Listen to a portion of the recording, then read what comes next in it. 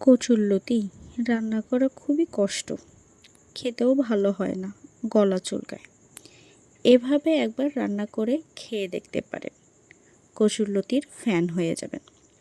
আসসালামু আলাইকুম, welcome to my channel sweet and simple বিউটিতে।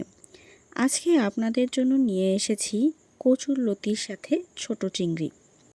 প্রথমে একটি কড়াইয়ের মধ্যে 2 টেবিল চামচ পরিমাণ তেল গরম হয়ে এলে এতে হাফ চা চামচ পরিমাণ জিরা এবং অর্ধেকটা রসুন থেতলানো এবং 2 থেকে 3টি পেঁয়াজ কুচি দিয়ে দিতে হবে।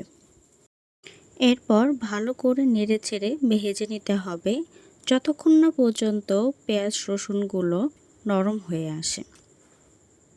পেঁয়াজগুলো নরম হয়ে এলে এতে 1.5 চা চামচ পরিমাণ কাঁচামরিচ বাটা দিয়ে ভালো করে মিশিয়ে নিতে হবে।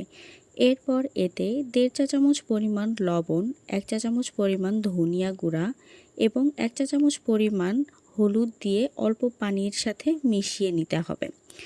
এরপর এর মধ্যে সেই ছোট চিংড়িগুলোকে দিয়ে দিতে হবে।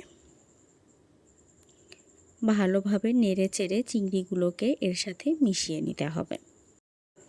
এরপর এতে 2টো টমেটো কুচি দিয়ে দিতে হবে। ভালো করে নেড়েচেড়ে টমেটো কুচি এবং চিংড়ি ভালো করে মিশিয়ে নিতে হবে। এরপর 5 মিনিটের জন্য ঢেকে দিতে হবে। 5 মিনিট পর ঢাকনা খুলে নেড়েচেড়ে দেখতে হবে টমেটোগুলো নরম হয়েছে কিনা। এরপর এর মধ্যে লতিগুলোকে দিয়ে দিতে হবে।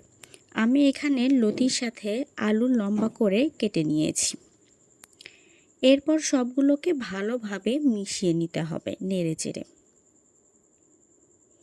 সবগুলো ভালোভাবে নেড়েচেড়ে মেশানোর পর আবার ঢাকনা দিয়ে ঢেকে দিতে হবে 5 মিনিটের জন্য। 5 মিনিট পর ঢাকনা খুলে আবারও ভালো করে নেড়েচেড়ে নিতে হবে। এভাবে চিংড়ির সাথে লতিগুলোকে কষিয়ে নিতে হবে। ভালো করে কষানো হয়ে গেলে এর মধ্যে 1.5 কাপ পরিমাণ পানি দিয়ে দিতে হবে এবং ঢাকনা দিয়ে ঢেকে দিতে হবে 15 মিনিটের জন্য।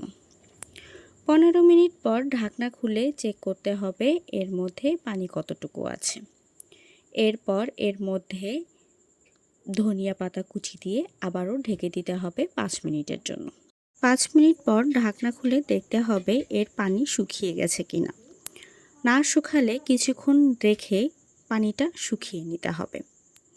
পানিটা যখন একদম শুকিয়ে যাবে তখন এর উপরে তেল চলে আসবে এবং চটচট শব্দ করবে। এই তো আমার রান্না একদম রেডি পরিবেশনের জন্য। গরম গরম ভাতের সাথে চিংড়ি লতির চচ্চড়ি আর সাথে 1 ফালি লেবু। স্বাদ যেন অমৃত।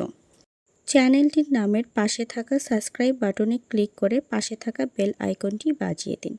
এতে করে যখনই আমি নতুন কোনো রেসিপি নিয়ে হাজির হব আপনাদের কাছে নোটিফিকেশন সাথে সাথে চলে যাবে। আর হ্যাঁ, যাবার আগে ভিডিওতে লাইক, কমেন্ট এবং শেয়ার করতে ভুলবেন না কিন্তু। ধন্যবাদ সবাইকে।